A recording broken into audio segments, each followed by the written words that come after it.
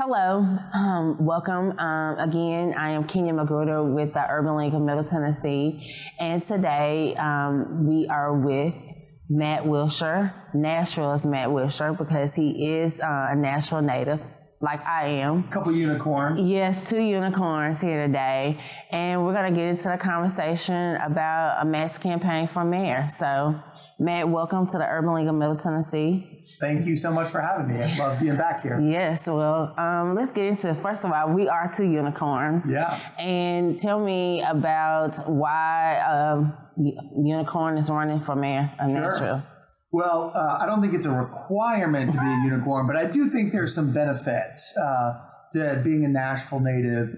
One, just having seen the city like you have grow and change over the last 50 years, you've seen a lot that's developed, and that context, I think, is important to have.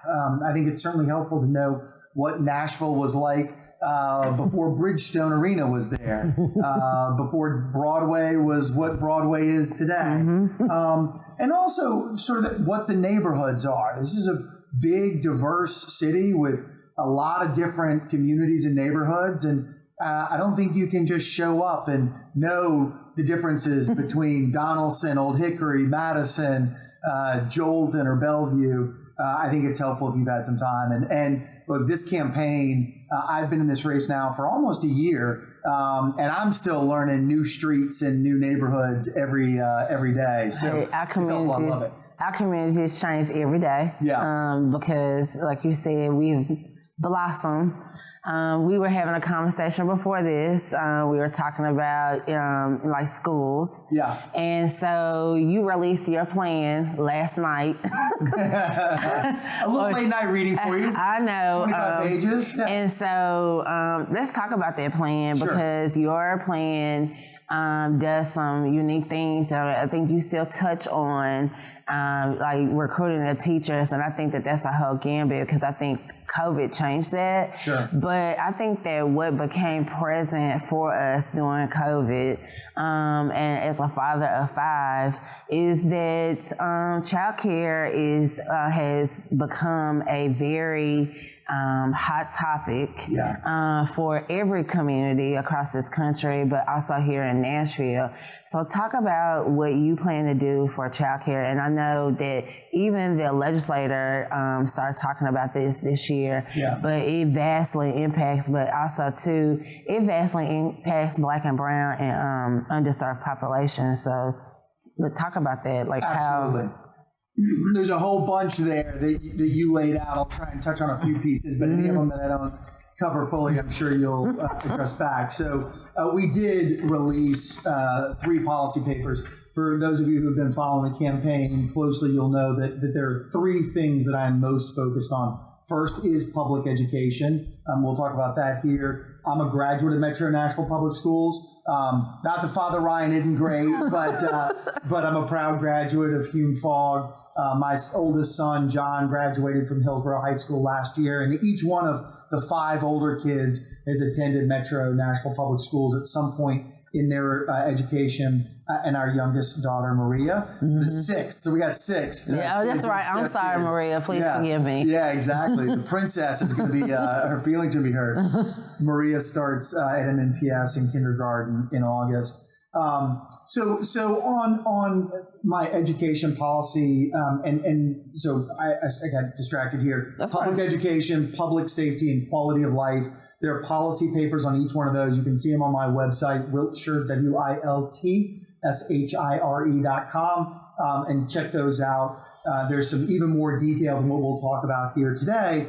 And within education, we have sort of 3 categories: 0 to 5, child care, which is extraordinarily important, K-12, what we can do in the public education system, and really the overall education system. Each parent needs to find the right place for their kid, whether it's a public school, a private school, a charter school, homeschool. Right. We should have great educational opportunities for kids in our city. Right. And then it's also important that education extends beyond high school. Certainly, not every kid needs to go to college, but every kid should get some kind of post-high school degree or certificate. To be ready to go. I mean, 21st century is changing right now. For sure. I mean, this country, the electricians and the plumbers are retiring. There's huge opportunities for kids who want to work with their hands, but even they need to get a certificate, need to go to technical college, right? You can't just come out. If you come out and don't get a degree, you're going to be hanging drywall at, $15 an hour, right? Or you can go get a certificate to be an electrician and make, $90,000 a year. So that's important. Within childcare, just real briefly, this is a huge issue for families, for kids, for workforce development, which you guys are so involved in. Yep. In particular, during COVID, a lot of adults, mostly women, let's be honest, had to make a choice between staying home to take care of the kids or continuing to work. And for those parents who wanted to be home with the kids, that's wonderful. I want that for you. But working families cannot. And that is the bread and butter of what's coming out their check is paying for childcare, right? And it is so expensive. And there's so many things. And there just aren't enough high quality alternatives. So let me ask you this too, because as mayor and with the economic development background that you have, do you think that maybe that is a conversation when a company is coming to Nashville, Davidson County, is that that should be a first question, is that when you build your new facility here, will you have a daycare? Because I think that is probably the model that we should be looking at, particularly because you have so many warehouses and so many corporations and people need daycare. I mean, I have a sorority sister who told me in Williamson County, there's a 24-hour daycare. And I'm just my mouth kind of opened up like, that is like smart, because whoever has that is thinking about the market, but also trying to make sure that folks are able to do what they need to do. I mean, go to work. And so you can't commit that will be a part of it, because I think that this plan, there's some breathability here that can help, make a difference in our community. 100%. And the example you gave is a perfect example. One size doesn't fit all. So the Rafa Institute, which you may know, has an initiative to encourage home-based childcare alternatives, which can be income for folks who want to take care and have the ability to take care of 2 or 3 or 5 or 10 kids in their home.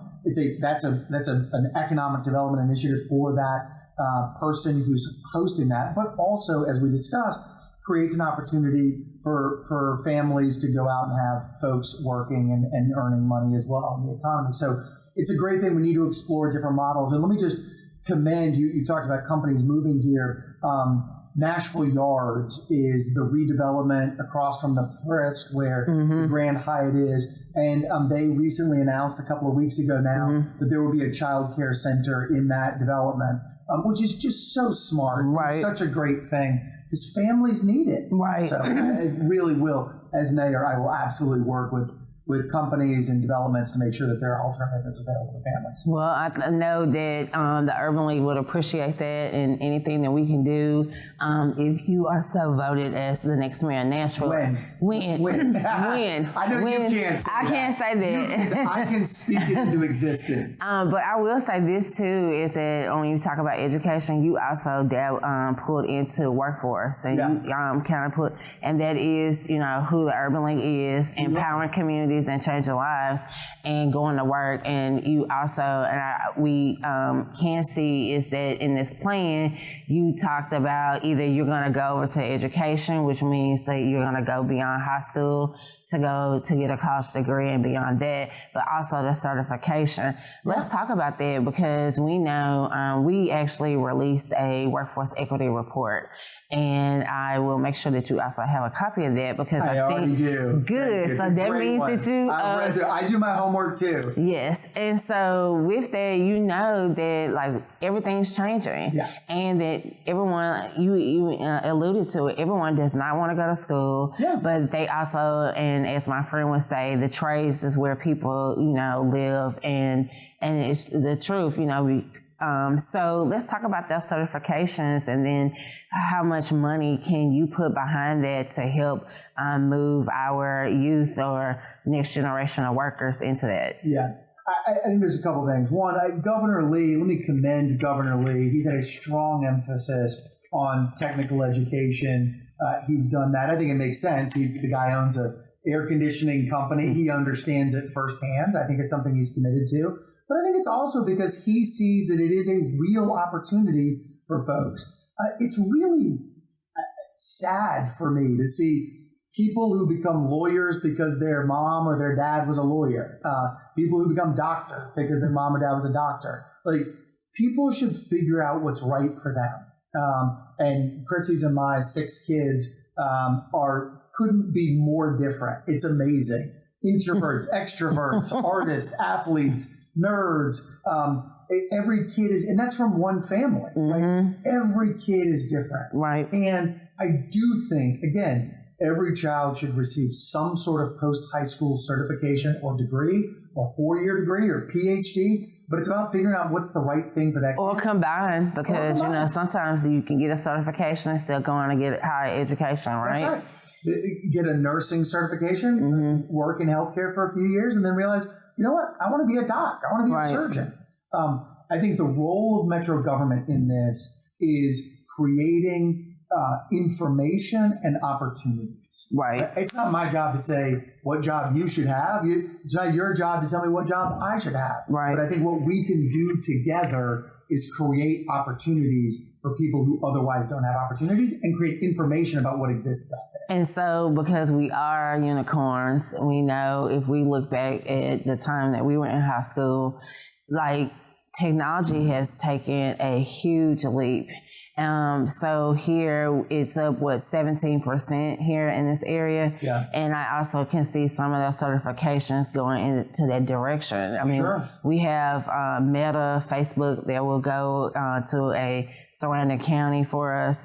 And so talk about that too, because I think that from a technology standpoint, we are starting to grow here in Nashville, but that also has vast impact on Black and brown communities and how we can do from a workforce standpoint, because I think that this next mayor has a excellent opportunity to take us like higher from workforce, but also from technology. Can you talk a little bit about that, like what that looks like as well, or some ideas that you think that we can do with that? Absolutely. I mean, look, as you said, I'm just repeating back to you what you said. Technology is growing in our community. Everybody knows that. Right. And that there are incredible opportunities nationwide, and Nashville certainly doesn't want to be left behind. And it does impact different communities in different ways. And let me give a shout out to Josh Mundy, Pivot Technologies, Isaac Aday. I think there are some folks doing some really interesting things here. Marcus Whitney investing in Black and brown owned companies from an investment capital standpoint. We need to make sure that, and this is overarching from everything, that everyone believes, feels, understands that they have an opportunity to participate in the success of the city and the success of these industries. And for far too often, some of our institutions have not felt like they're accessible to people. Oh, wait, you know, and I love the EC. I love the EC, let me say that. But at times the EC has felt in the past like, oh, if I'm not a 26-year-old white male with a mustache and skinny jeans, like that's not a place for me. Right. And I think there has been some very intentional work that the EC has done to make it a more open place. So Jane Allen has been a great leader, and they're looking for a new leader there right now. So it is just about making sure that you don't have to go into technology, but if you want to, there should be a home for you to be able to explore that. So let's just stick with diversity. You know, our community has leaps and bounds. You know, we hear how Nashville has the largest Kurdish community in the nation. So let's talk about the diversity. What does a Matt Wiltshire administration look like? The diversity of women, people of color. What does it look like as you think about building your administration? Yeah, Nashville is on track to become a majority minority city in the next couple of decades. Exactly when that happens depends. African American population is about 27%, growing Hispanic population 10, 12, 13%. I mean, as you mentioned, a huge diversity of international communities. There actually are 135 languages spoken in the homes of the kids who are in Metro Nashville Public Schools.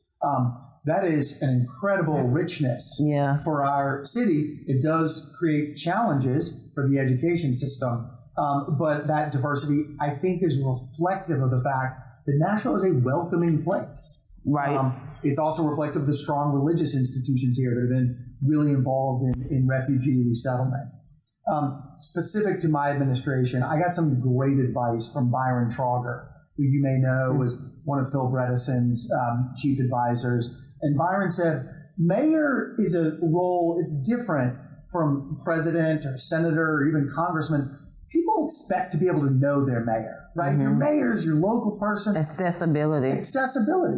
And Nashville now has 705,000 people who live in Davidson County. Can't everybody know the mayor? It's just not possible. I get out a lot. I talk to a lot of people. Tough to know 705,000 people. But if people don't feel like they know you, they need to feel like they at least know someone in your administration and they can get access to them so they can get access to you.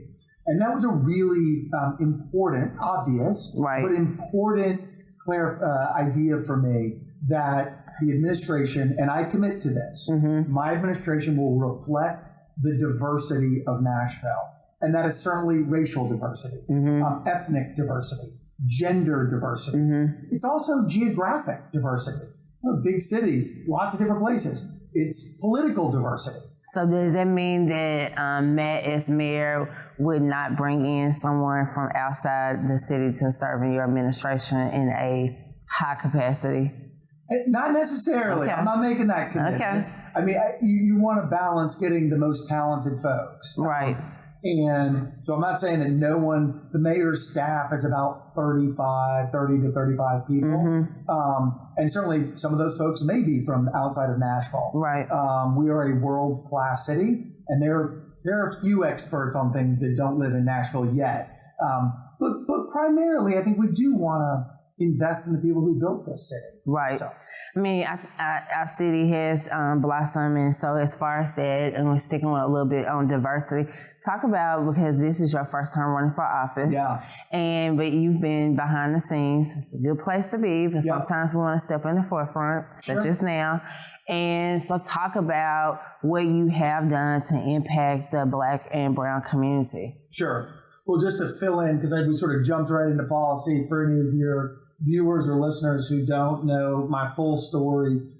Graduated from Metro Nashville Public Schools, as I said, went away for college. I worked in finance for 15 years, a couple of years in San Francisco, 6 or 7 years in New York, and then 6 or 7 years back here in Nashville. And then, as you said, I answered the call of public service and joined the mayor's office in 2011 when Carl Dean was mayor as the director of economic and community development. And I served in that role ultimately for 8 years under 3 different mayors. I kept thinking I'd go back to the private sector. Megan was elected. She asked me to stay. David came into office. He asked me to stay. So served there for 8 years, 3 different mayors. And then I moved to MDHA, the Public Housing Authority, to work on affordable housing for 3 years. And so have that diversity of experience within the executive branch, which I think is really important. Managing people, working on policy implementation. So that's the setup. To answer your question, what have I done for Black and Brown communities in particular? I worked in the mayor's office on economic and community development and did a lot of work in community development, much of which was in Black and Brown neighborhoods primarily. And as we worked with companies, both recruiting companies to move and to expand here, we saw that small businesses weren't as much of a focus historically as they needed to be. And so I actually worked with Councilman Jerry Maynard and Fabian Bedne to develop a small business incentive program. And we looked around the country and couldn't find a good one. So we created our own that had a couple of different components that provided per company job grants, but also provided incentives for companies that were investing in neighborhoods that have been neglected for far too long. Many of which were run by Black and brown business owners, including Duchess Salon on Buchanan Street, which is a sort of suite of hair salons and studios, and worked with a variety of companies to invest in those communities. Is that something that you think that you would like to build upon as mayor? I do. Look, here's the thing. I think that our city, that growth is a good thing overall, but there are lots of unintended consequences of it. Yep. Folks getting displaced out of their neighborhoods, particularly renters. If you own the home and you choose to sell, at least you're reaping the reward of the increase in home value. If you're a renter and your rent just keeps getting pushed up and up and up and up, and you're pushed out, you got no benefit from it. Just paid the price. So I think what's really important is to make sure that we're investing in anchor institutions. This is something I write a little bit about in the policy paper. When you think around the country about areas that are successful, many of them are driven by universities, right? University of Texas has been a big part of Austin's success. Research Triangle in North Carolina, big part of that community success. And in Atlanta, I think the HBCUs, Spelman, Morehouse, Clark, are a big part of the success of Atlanta and why Atlanta has been such a successful place for Black and brown communities. And we have 4 great HBCUs, 3 of which are located within a mile of each other. And they're a diverse group of HBCUs, right? We've got a small liberal arts school, we've got a med school and dental school, and we've got a large state university. Like, those institutions have been neglected by our city and by our state. We saw that in the state legislature to the tune of $500 million, $750 million over the years. I mean, literally underinvested in by the state, but even by the city. Like, we should be focusing on those institutions, working with them to help build them up. And I believe that that will create opportunities for intellectual capital and actual capital creation. And I just think that's important because I think it is really important for everyone to feel like they have and to genuinely have an opportunity to participate in the success of the city. And that hasn't always happened over the last 10 years. So as you moved into that, because we talked about HBCUs, I am an HBCU graduate, so hello to everyone who graduated from Alabama A&M. There you go. But I will say this, because you started to build on using Tennessee State's criminal justice program. So talk about that, and I want you to talk about that, but also behind that, I want to talk about the Community Oversight Board. Absolutely. And so, one, did you support the Oversight Board? Do you support it? And in its current existence, because we know 2 weeks from tomorrow, 1 week from tomorrow, they will be disbanded to a watered down version. So let's talk about your plan and how to use TSU's criminal justice program and then roll into Community Oversight Board. Sure. Yeah, look, I think a police force that reflects the communities that they're serving and protecting is better, right? Just sort of like what I talked about with the mayor's administration. It's true certainly for the police department. And I, TSU has a great criminal justice program, and there ought to be a pipeline from high schools, identifying kids who want to go into police or criminal justice, into programs at TSU, and then into the Metro Nashville Police Department. Again, not to discriminate against outsiders, but if you grew up in a community, then you have relationships. And I think that that's a great thing if there are kids who want to do that. And I think even by being intentional and inviting people in, helps to break down the barriers sometimes between folks who feel like they don't have access to the police department. So I think that's important. So yes, big proponent of that, and talk about it in the plan. Right. And it's it's one specific example of how we can make education more relevant, right? Like here's why I'm taking these classes, because it's going to lead to this opportunity, because it's then going to lead to this job. Connecting the dots. Connecting the dots. Yeah. Which I can tell you for some of my kids, none of the dots are being connected. I think that we all had those challenges. Yeah. So on the COB specifically, yes, I voted for it. Yes, I'm a believer in it. I certainly don't think the state legislature ought to be telling us how we can operate our city. Certainly shouldn't be overturning the will of 65% of the voters who voted for it. Yes, 100. And just so you all know that this year the state legislature voted to disband the Community Oversight Board. They will be here in Nashville and also in Memphis. So starting July 1, our Community Oversight Board will become non-existent. And so with that, we know that right now there is no conversation and no lawsuit that's happening from the city, from Metro Legal. Would you support Metro Legal suing on home rule? Because we can kind of see the conversation is happening for everything else on home rule. So what do you think about that? So I'm not a lawyer. I look like one. I sound like one sometimes. My father was a lawyer. My father actually was the executive director of the Legal Aid Society, like the public defender, but for civil cases. Darkenia is there now. She's an amazing leader. My father led that organization for 30 years. But I'm not a lawyer, so I won't comment on that. But as you pointed out, there were a number of laws passed by the state legislature that clearly were targeting primarily Nashville, but in some cases Nashville and Memphis. Right. My understanding, though, is even absent any litigation, Nashville, and the mayor specifically, is in a position to create a replacement community oversight board. Right. And I am strongly in favor of that. Which is what the council is, they will, first read is July the 6th. Yep. And look, I have incredible respect for the police department and for Chief Drake. And let me acknowledge the position I'm coming from. I am a white male, right? And I'm a white male with privilege. And let me just acknowledge that. I'm not being apologetic, just like you probably don't apologize for going to Father Ryan. Like, we are all who we are. Right. But it is important to acknowledge that. So I do not have the lived experience. I do not understand. Even if I understand stuff intellectually, I don't understand it in my gut. But as a voter, because you voted for it, as did I in 2018, which basically actually every Metro Council district from 1 through 35 voted for it. And kudos to District 2 that actually voted for it, like over 80%. Right. But I think that we are being, marginalized, not just from the state, but also too, because we're being, our votes being taken away from us, and we're being told that it's okay to not, have this.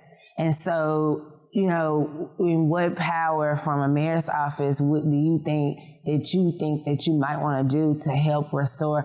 Because this takes away from faith. I mean, this took away from votes. So that means that if they took this away, that they can come and take away our mayor. For the state. Well, we've already seen them try and shrink the council, a whole separate conversation. But look, the reason I'm such a strong proponent of the Community Oversight Board is not because I think the police are bad or that they're doing wrong things. People absolutely make mistakes, and there can be policy improvements. I just happen to believe, and this is true with my administration too, like, constructive criticism is my love language. Like, I want to do better. And I believe that the police also want to do better. And I believe when there is transparency and oversight and people aren't defensive, but people can say, look, here's what I did and here's why I did it. And then there can be a discussion. Like, that makes us all better. Right. And most importantly, and you were talking about this, there is a breakdown in trust in our society. It is certainly true in government.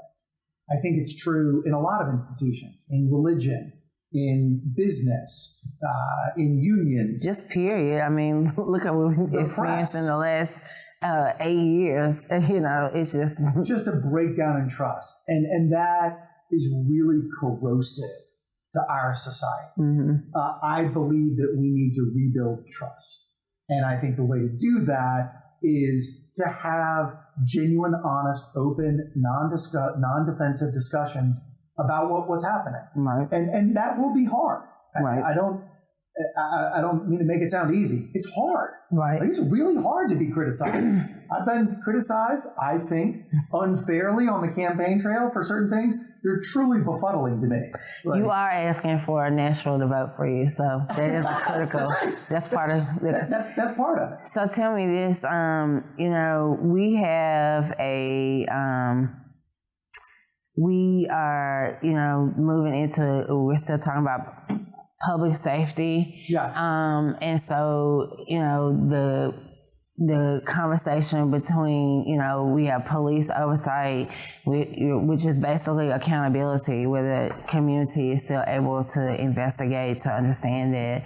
But we also, with it being the 21st century, there are different ways for us to police. I know you talk a lot about like the buybacks of guns in your new policy, but what about like the other ways to help do like the group violence intervention? Yeah. Those are something new that Mayor Cooper has brought to us, and we actually here at the Urban League are involved in it. What do you think about that? Because it's still part of like buying back and getting into, because you went very deep into that. So talk about that. Yeah, a few things. Let me commend the work that Ron Johnson is doing in the mayor's office. I think violence interruption is incredibly important. It is messy. Mm-hmm. It's hard. At MDHA, we worked with Gideon's Army. Gideon's Army is explicit about engaging and employing people who have formerly been on the other side of criminal justice, and they have done that intentionally, as I understand it, because they believe that those are folks who have credibility, and that is messy work. Right. And it ain't going to be perfect, and it ain't going to be clean, but it will, I think, ultimately you have to look at what the outcomes are. And what we really want is increase in trust, interruption of violence, creating better pathways for folks to live more constructively and to help their neighbors instead of hurting their neighbors. And as you said, that comes in a variety of different ways. We cannot arrest our way out of these problems. There are underlying factors that are contributing to the symptoms that we see in folks engaging in criminal activity. And addressing those underlying factors is what's most important. So violence interruption, yes. Buying back guns, yes. As you know very well, all gun legislation is at the state and federal level. That's correct. The mayor doesn't have anything to do with it. But there are things that I can do as mayor, including right now, folks who commit domestic violence are required by judicial order in most cases to forfeit their firearms. And but right now in the state of Tennessee, all that they do is just sign an affidavit. I gave my gun to my cousin. There's no evidence, no follow-up. Is that from Davidson County or that's from the state? That's from Davidson? It's state direction, but each county does it separately. Okay. What we can do is go actually enforce those orders. Make sure that folks who actually said they gave up their guns actually did. And if not, hold them accountable. They signed an affidavit. Now they're guilty of filing a false affidavit. So I think that we can do that. We can work on making sure that there are fewer guns stolen out of cars. We can hold folks accountable when they steal guns. And so through all of these things, while as mayor, I can't change gun laws, we can operationally work to reduce the number of people who illegally possess firearms. And through that work, reduce gun violence in our city. And that's something I'm committed to doing. So I want to change the subject up a little bit because we are sitting in North Nashville. I'm a North Nashville girl. Yep. And you talked about being in MDHA, but you also talked about from an economic development standpoint. Tell me, what is your vision for economic development in North Nashville? And I would say from Jefferson Street all the way up to Clarksville Highway to Bordeaux. Yeah. I mean, first, I want to hear what the community's plan is. Mm-hmm. I have some ideas. I alluded to them a moment ago, and I'll come back to that.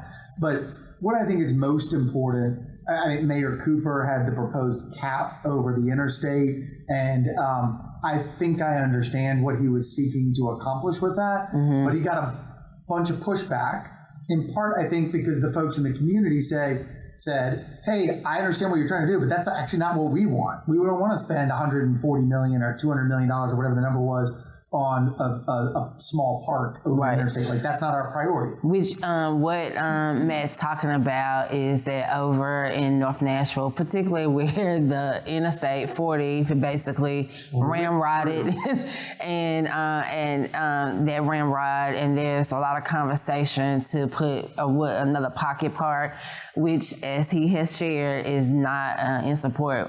Here at the Urban League, we did pay attention to that. Yeah. We are and we want to do what's best for the community. So picking up from that, what does revitalizing and expanding, on Jefferson Street, but also too is North Nashville, whether it's simply a Starbucks or it's adding more grocery stores, is making sure that there are African American owned businesses, like where there are coffee shops as well as dinner places and so forth. The viability of a community, so that people don't feel like they have to go from one side of town to the next. Yeah, totally. So I want to follow the community, because I think there are real risks, right? Whenever there's economic revitalization, that frequently brings with it displacement and gentrification. Right. So getting that balance right is really tricky. Which is kind of like where we are, and you and I grew up here, and which is right over here in Metro Center. What used to be right here that is no longer here right now?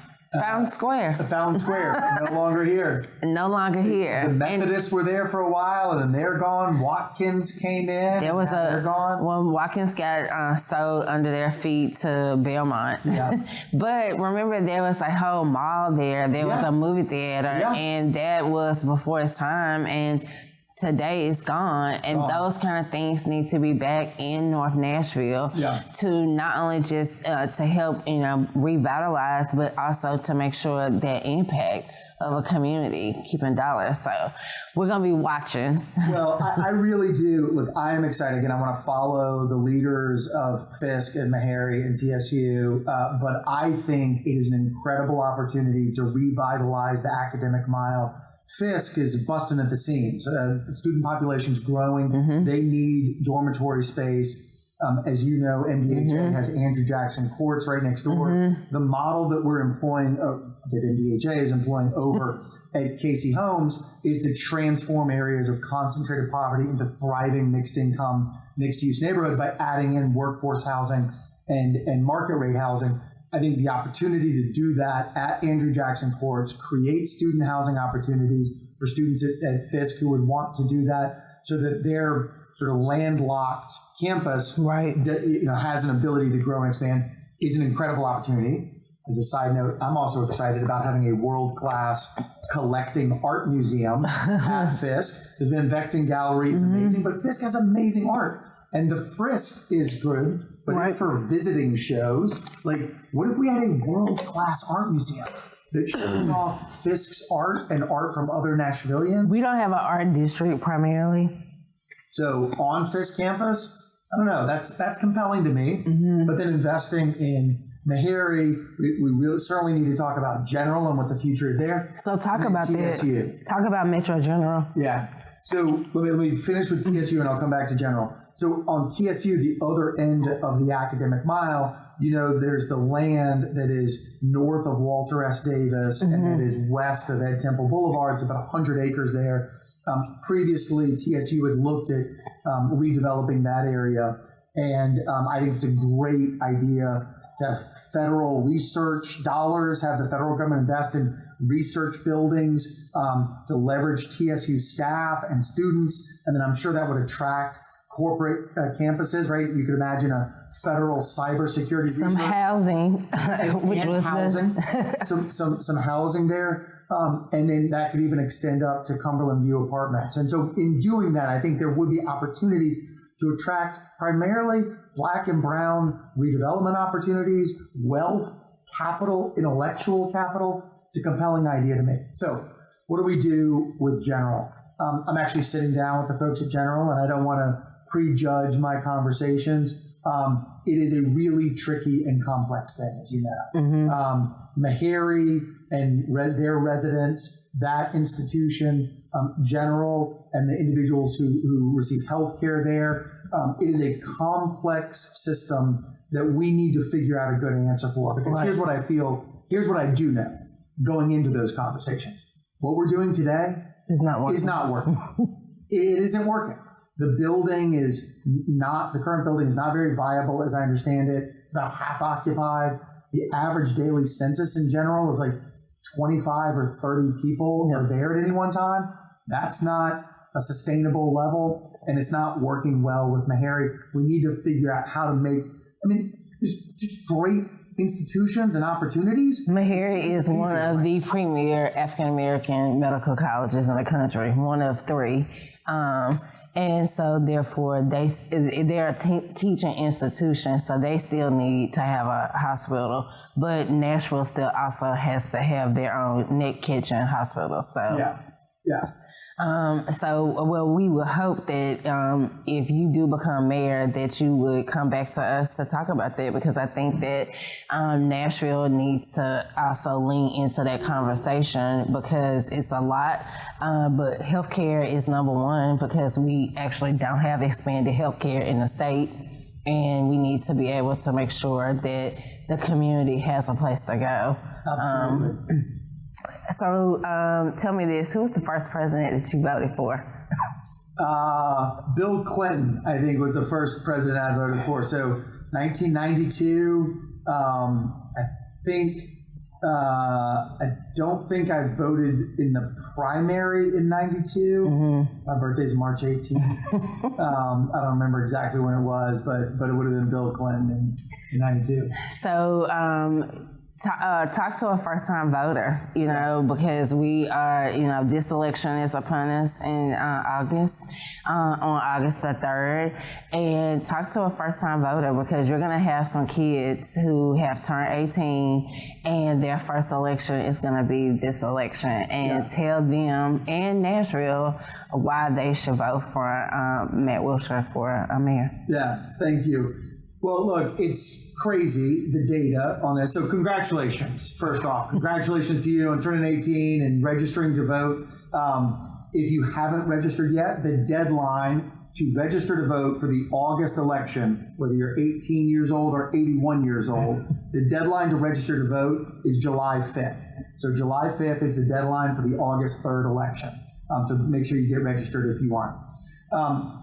Voting is a great privilege that lots of people around this world don't have, and you have it. And the data actually is crazy. So in the last 2 mayoral elections, 43% of the voters were age 65 and older, and 28% of the voters were age 50 to 64. So pretty simple math. Over 70% of the voters are older than 50 years old. And only 4% of the voters were between 18 and 29.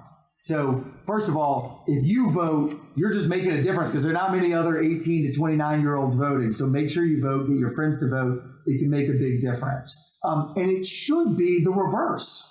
It should be young people who are voting in higher numbers, because these decisions, particularly at the local government level, are going to impact you more than folks who are at the older end of the spectrum, because you've got your whole future in this city ahead of you. So I would strongly encourage you to take the time, participate in things like this. You've already sat around with us for 30 or 40 minutes now, so you've already gotten this far, but learn about the candidates and figure out who the right one is for you.